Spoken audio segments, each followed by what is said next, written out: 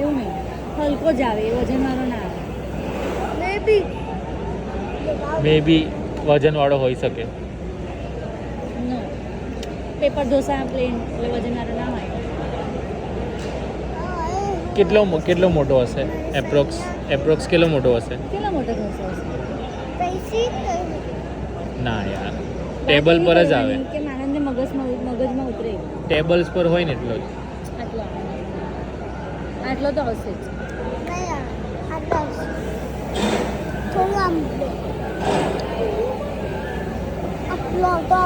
તું કેટલો ખાઈ શકે એટલામાંથી? બધો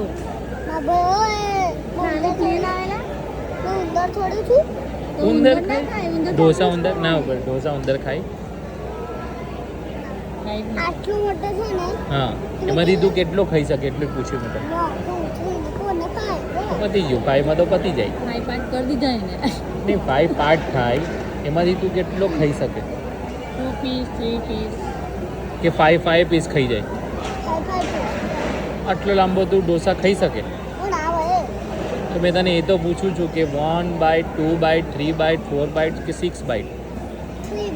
3 બાઇટ પતાવી શકે. અને બાકીના 2 બાઇટ્સ કોણ ખાશે? તો બા અને મોટા પપ્પા શું ખાશે? હા, એ જ ખાશે. તો પછી આપણે 2 ઢોસા મંગાવવા પડે, 6 બાઇટના કે 5 બાઇટના. એમાંથી જો આપણે 1 બાઇટમાંથી મંગાવીએ તો આપણે 5 બાઇટ્સ આવે. ઓકે, એમાંથી 3 બાઇટ્સ શું થાય? 2 બાઇટ્સ અમે ખાઈશું. બાકીના 5 બાઇટ્સ કોણ ખાશે?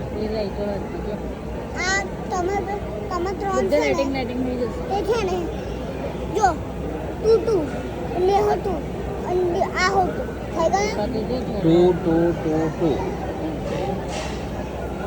હલા, સાચી વાત છે. 5 બાઇટ્સ આવે. ઓકે, તો આપણે 5 જણ છે.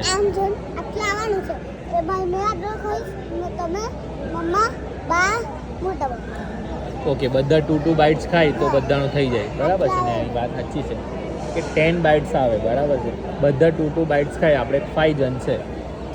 5 મલ્ટીપ્લાય 2. હા, 5 મલ્ટીપ્લાય 2. કેમ આવું કરે છે બેટા? કાઉન્ટ કર. 4 ને પાછું આમ હે? 5 મનમાં કાઉન્ટ યાર, તો તને કાઉન્ટમાં પ્રોબ્લેમ થાય છે? આપણે ટેબલ પર કેટલા જણ બેઠા છે અત્યારે? અને ચેર કેટલી છે?